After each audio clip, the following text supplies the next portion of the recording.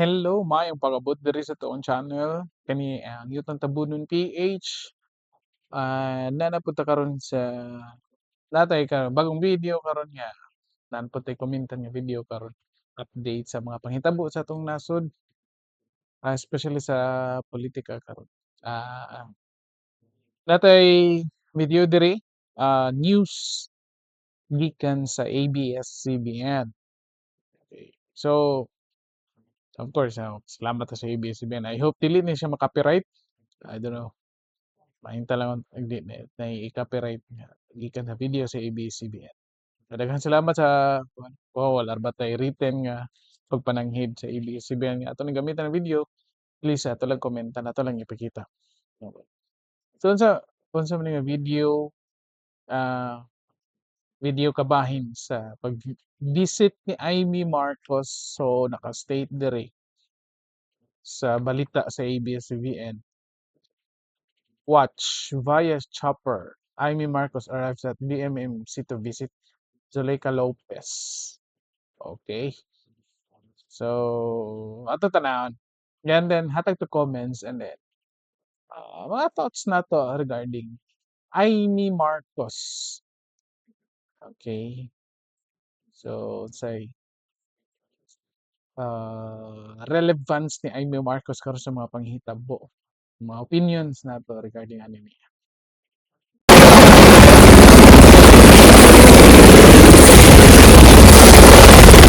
Imagine na niabot ang helicopter ha, chopper. So, um, imagine a senator, public servant, naka-chopper. Kinsa man sa tua diri, mga ordinaryong tao, mopadung sa trabaho, mobisita sa ila sa hospital, mobisita sa balay, or nailakon, importante, nagdali, kinsa man diri maka-request og chopper or maka-afford og chopper. Yet nata public official ha, gisweldohan sa gobyerno. Well, of course maka-expecta nga sa dato na sila daan or Yutang Tabunon PH dato na sila daan. Na sila chopper, maka-afford na sila na sila businesses. But of course, yung timan and public official ka. And na sa balaod yung ako public official ka. You need to live a simple life. Kana mong galing pag-bodyguard ninyo, di mo na simple life. Kung buto na nun, wala given a chance. Yeah, need mo protektahan kay senador mo. But imagine na, kung ikaw nakayaya na kay katabang sa balay, kinahanglan din na bodyguard. Anyway, sige, itong padayon. Basta naka-chopper siya. I don't know, di ni siya gikan, wa man gistorya diri. I think, wata kay ba kung istorya ba sa ABS-CBN? Or sa reporter, di na siya gikan nga naka-chopper. Kay ba, bas gikan ni sa laing nasod or sa laing kuan. Or kung sa nigilay on kani Veterans Hospital. Sige.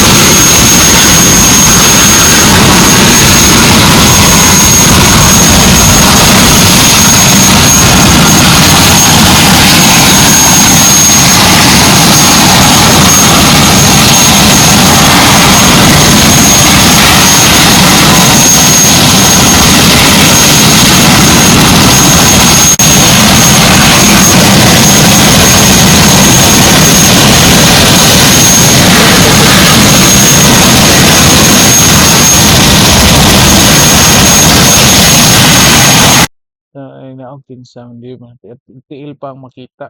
Kaya ito tara. Continue na.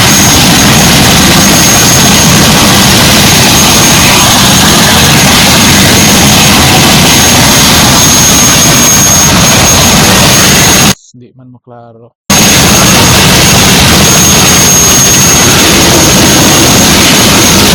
Ay kadali nini ko speakers maklaro. Dili ko nato gamay. Nanilakaw kinsa man to mao na ba katutulo man kabo.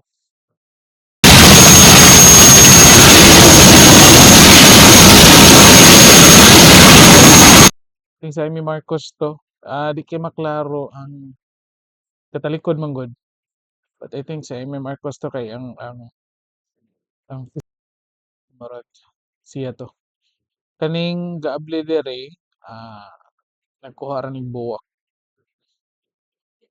Tawag ning buwak. Nandun akong kinsa gitagaan na ni. Subuak may gihatag man ka.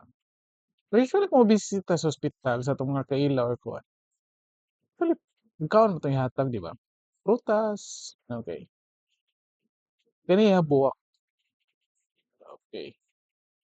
I don't know.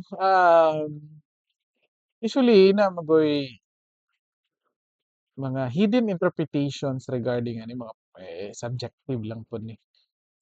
Usually kita kay dalhan na tong prutas sa tong mga kaila mo bisita ta sa ospital tungod kay concern ta sa health kay naman sa ospital, so most likely fruits at ihatag. And assured na nga kung fruits at ihatag healthy foods, healthy siya nga kuan ma-consume. This one buwak, usually kung mohatag kag buwak, there's something to do with like like dear nimo or special someone. Okay. And I'm Marcos buwak ning gidala. So basically, um, ang special iyang bisitahon, special someone or special friend. Assuming si Sara Duterte ang bisitahon o ang chief of staff ni Sara Duterte, so basically mga special siguro niya. I will see, atong tana. No? Sa my thoughts na to ani pagbisita ni Amy Marcos dere.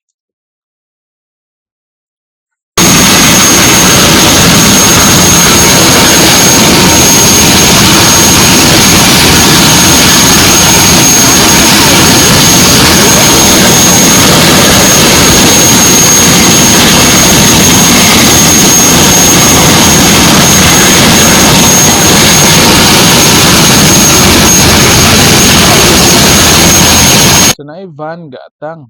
So di man ni siya sud na ni sa hospital or sa lahi pa ni nga location na sakay pa man.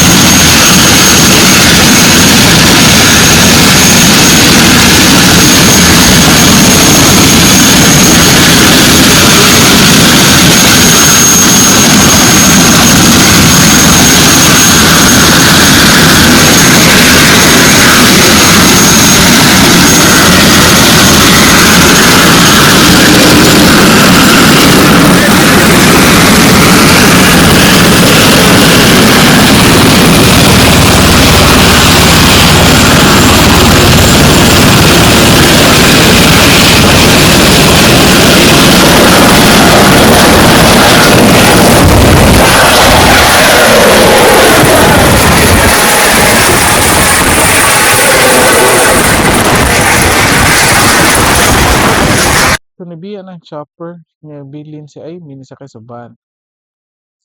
So sa man ni like na maghihatod lang, of course gihatod lang ni siya. Di na siya masakay balik. So possible gikan na siya og laing location. I mean layo nga location mo na nag-chopper siya. Ah, so there's urgency on the part of Aimee, no? Kung imong tan-awon. Okay. Kay wa man gyud paabtig ugma gikaron man yun gusto ga-chopper man gyud siya para makaabot sa karon assuming wa siya diha karon sa Luzon. So gadali man gyud siya gi-chopper gyud niya or bisan pag nasa Luzon niya posible layo bihayon na pila ka oras gadali siya. Okay. So there's this intention nga dapat makaabot siya sa hospital. So atong to-analyze na later.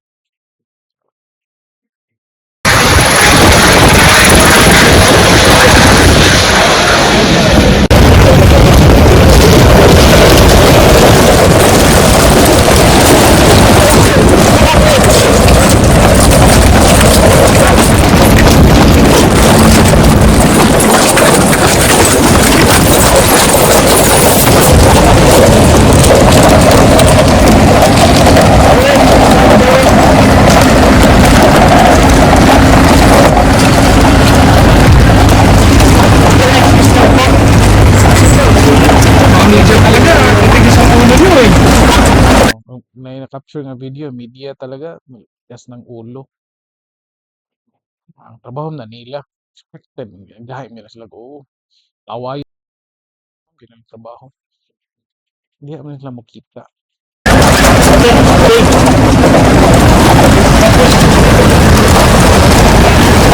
Excuse mo na para makaparking. Anong trabaho? Hindi mo muna po. Ano nila? O, diba, yung mga staff na wala ba ka nagikan? Posible gini nagkuan. I don't know, kay, do, wala pa yung campaign. Actually, kanim good sila, nag-sorsoroy na sila para pahibaw sa mga tao nga nanagan. Managan ni sila pagka senador balik, mapa-re-elect ni. And mga naka-t-shirt or naka-polo shirt nga ilahang staff nga na nakapangan nga IME. Okay. So imagine, no? O pa election, wala pa campaign period, yet that's my assumption. Proceed ka.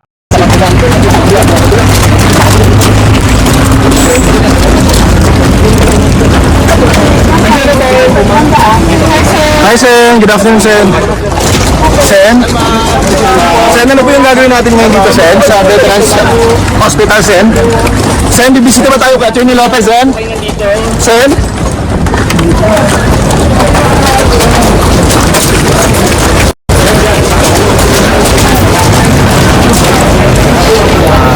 Sen, good afternoon, Sen. Bibisita po ba tayo kay Atty. Lopez, Sen? Reaction lang po.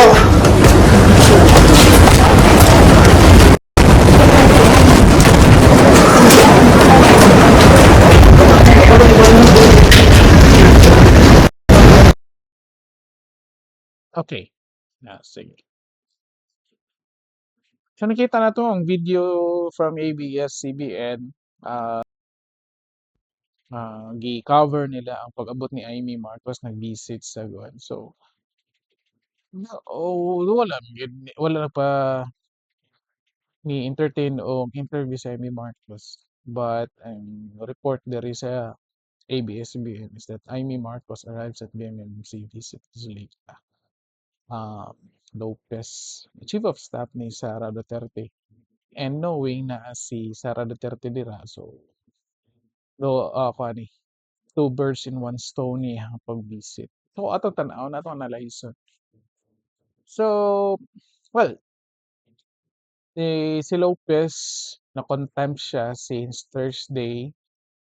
So, na-detain siya sa House of Representatives on Friday, siya sa hospital. So, expected until Monday lang siya dira or until karon. Let's say Monday kay continuation man sa hearing niya. I think appeal yung gihapon siya. I think that was the hidden purpose, the reason nga nag-contempt siya of kung ano lang tong letter nila, cover up na lang to nga.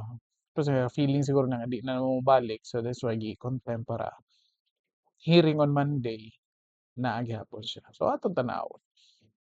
Assuming si Amy Marcos gikan sa layo nga lugar, gipaningkamutan gyud niya nga before Monday paabot gyud siya diha. Pwede na to tan-awon sa duha ka sides. Gadali siya, it could be sincere siya nga as a friend nga need yun niya mo visit before makagawas. Okay? If nag-chopper ka, kinsa man nato diri mo visit sa friend nga mag-chopper or pwede taxi pero diba? kay van, kay sakyanan, kay security. Pwede man ka makaadto dali-dali. And yet, chopper. So, there's this what we call urgency. It should be pwede nga sincere yun siya as a friend nga makabisit yun. Or, it could be pwede he's protecting her candidacy as an re-electionist pagka-senador karon. Kay bawo man tatanan. Si Amy Marcos modaga ni siya balik, magpa-re-elect ni siya as a senador. And pwede na ito tanawon, assuming sincere siya sa iyang pag-visit, pero di wa na nato makita kanang iyang sincerity with regards sa nahitabo karon sa politika o sa tuwang nasod. Ni ang Sara Duterte who claimed na friend sila ni Amy. And even Amy said nga, oh, friend na nako, pila na ka years. Friends lang duha. And yet, ang imuhang igsuon, gikontrahan ang imuhang friend.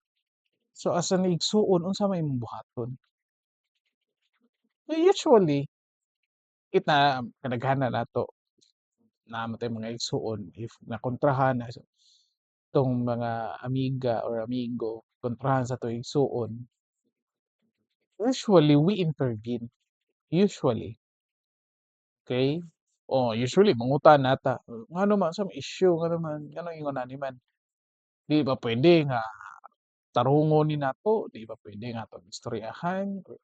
And yet, I don't know, wala man ta nakakita sa private life ni Amy Marcos with Bongbong Marcos. And yet, karon, Amy Marcos, di ka makadungog niya maghisgot regarding sa mga bulgar ni Sara Duterte. Ang iyaha lang is, uy, nag-away lang na duha, kuan lang, 'di ba? Like pakit-cute lang ba? Ma'am, wa na ta sa pakit-cute karon, ma'am. Bugat ang mga gipasangil ni Sara Duterte diha sa imong igsuon ug sa imong sister-in-law nga si Liza Marcos. And yet ikaw magpa-cute-cute gihapon ka nga away-away kuan lang na binata lang na nga away. Wa na tayong nana karon, ma'am. Here comes karon nga situation. Hibaw ka imuhang ig-agaw, imuhang igsuon og sister-in-law ang asa sa mga gipasingilan ni Sara Duterte ang hinungdan ana karon and yet bisita-bisita ka. Okay? So kung moingon ta nga sincere ka as a friend, di man makita kunuhay sincere ka kay nibisita ka nagda kang buwak, yet dili nato ma-connect ang imong sinseridad ngadto sa in connection sa mga pasangil. Sara Duterte ngadto sa imong igsuon, sa imong sister-in-law, sa imong igagaw. Kay concern ka, pwede man ka motingog. Karon man makasabot mi or nakita nato nga something to do with self-interest. Kahibaw ka, Sara Duterte, dako o sa tawagan ni or let's say daghan og supporters. Could be Visayas and Mindanao. Yan na po ginay Luzon. O bisan pag ilahanan na ng Luzon, Visayas, Mindanao, ko ayo. And even Sara Duterte niingon siya nga gi-invite ka nila kay posible mapildi mo sa Visayas and Mindanao if wa si Sara Duterte. So basically, ikaw mismo aware ka nga maglisod kag kuha sa og boto kung wala si Sara Duterte. Okay? So karon ma'am, sa mga nahitabo, number one, kung yung kag-sincere ka as a friend, dili na mo makita ang connection sa pagka-sincere nimo ngadto sa imong buhat against or towards sa imong igsuon, in-law o sa igagaw.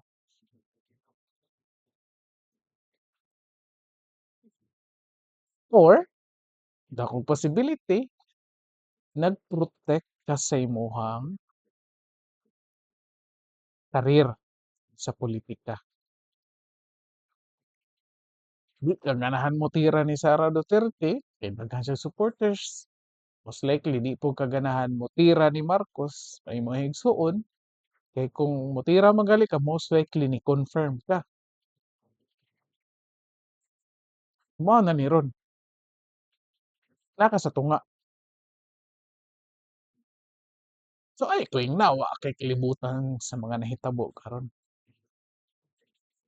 Ay tuwing na ah nagbuhat-buhat na si Sara og storya iyaha dira. Kay kung nagbuhat-buhat na, of course nitingog na unta ka. Ha? And yet naa ka dira, bisit-bisit ka.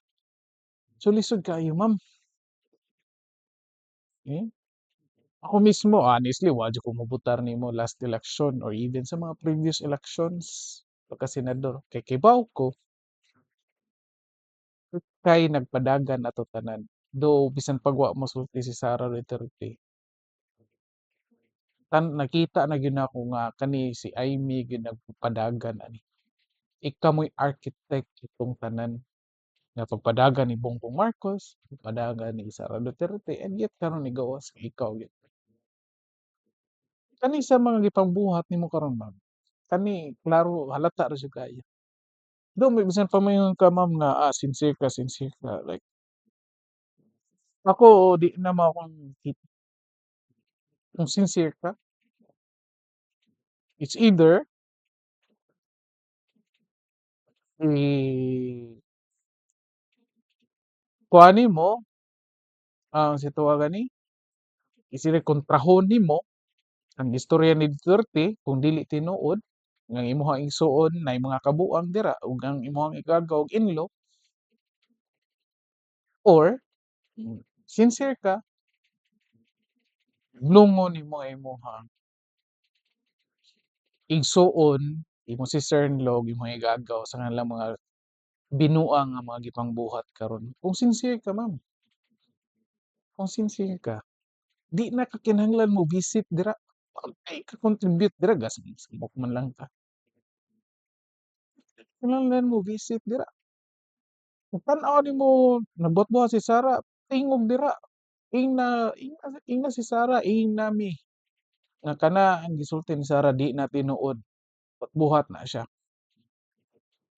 Ingna kay kaila ka kay amiga.